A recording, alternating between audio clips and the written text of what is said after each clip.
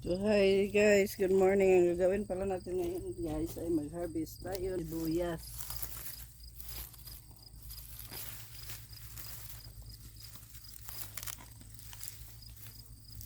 Yan guys, ito ang lalaki. Pero may maliit din pala guys. Ayan. Ang iba hindi siya masyadong lumaki, pero yung iba malaki talaga. Tingnan nyo naman yan guys. Ganyan siya kalaki.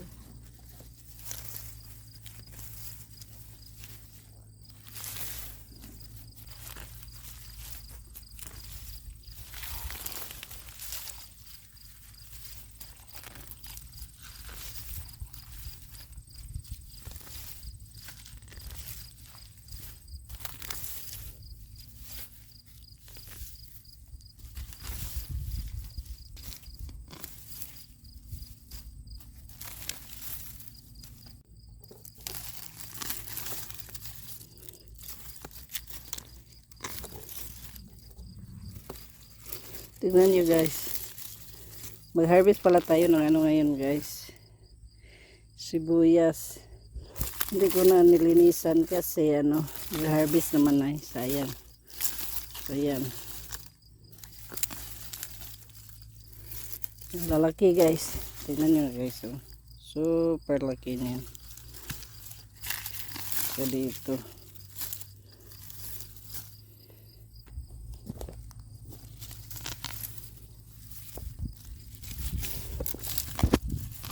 Yan guys. Tingnan nyo naman guys. Ang lalaki. Grabe.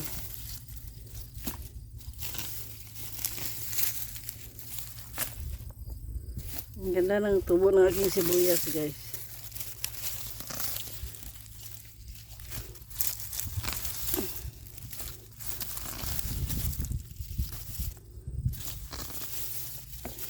Jackpot ako sa aking sibuyas ngayon guys. Ang laki, may maliit din konti pero hindi ganun kalit. Malaki halos. No? Tapos patuyuin natin to guys.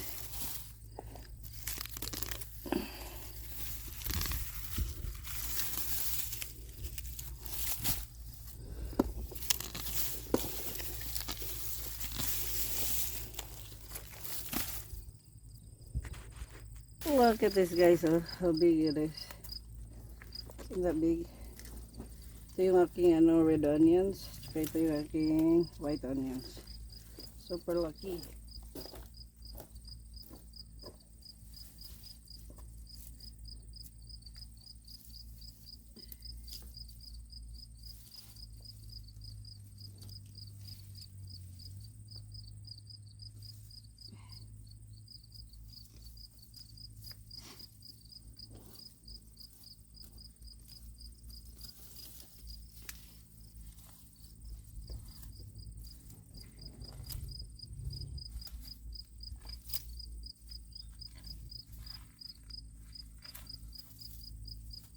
Grabe.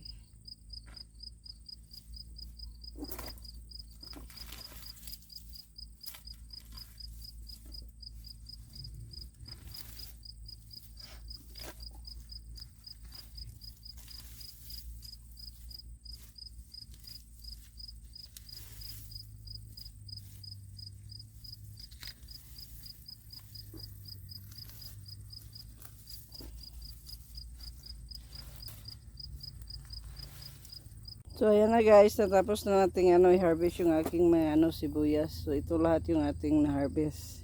Yan. Dito, yan. Ayan, so ang gagawin na naman natin ngayon guys ay hakutin natin yan sa greenhouse. Ilagay ko dun sa misa para patuyuin. So pag natuyo na siya, pwede ko na siyang itabi. Ito yung inabot na aking guys. 2 kilo na sibuyas na seedlings. So yan. Ang lalaki tingnan nyo guys Ito talaga grabe. Super laki na aking sibuyas. Tapos ito naman yung aking mga red onions. Super laki na. So umpisa na natin guys maghakot.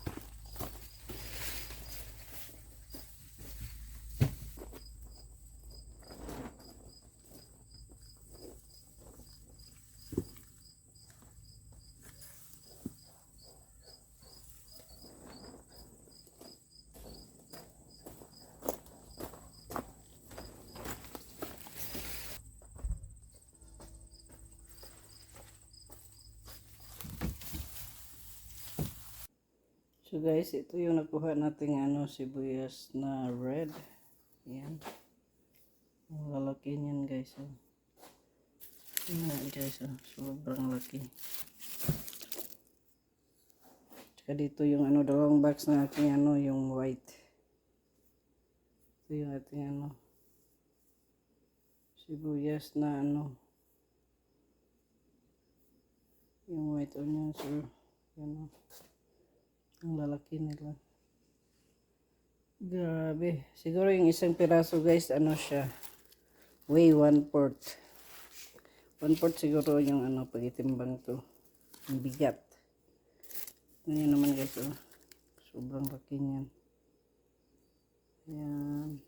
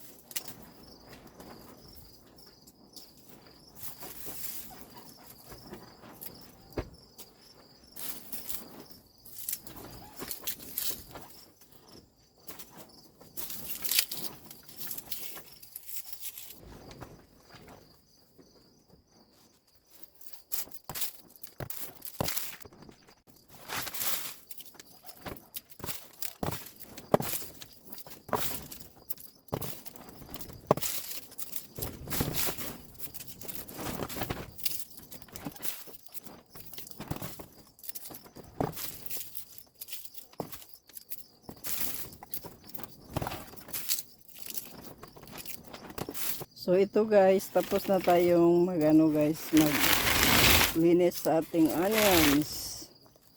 So yan yung lahat ng ating white onions. So tingnan nyo yung kaibahan guys. Ito sa sa loob ng greenhouse, hindi masyadong malaki. May malaking konti, ganito lang yung pinakamalaki niya. Tapos yan maliliit, hindi tumubo talaga. Tapos ito dito sa loob ng greenhouse. And then ito, sa labas to ng greenhouse. Kapipitas ko lang yan kahapon. Itong dalawa. So then, ito yung red onions din natin. Ganon din. Ito yung nasa labas ng greenhouse. Ganyan, malalaki. Itong maliliit na to, dito yan sa loob. So, next time guys, alam ko na guys, pag next time, lahat talaga sa labas. Kasi ang gustong-gusto ng ng onions, yung direct sunlight. Anyway guys, kung nag-enjoy kayo sa aking video for today, please don't forget to like, share, and subscribe to my channel. Thank you for watching guys. God bless you all. And see you on my next video. Bye guys.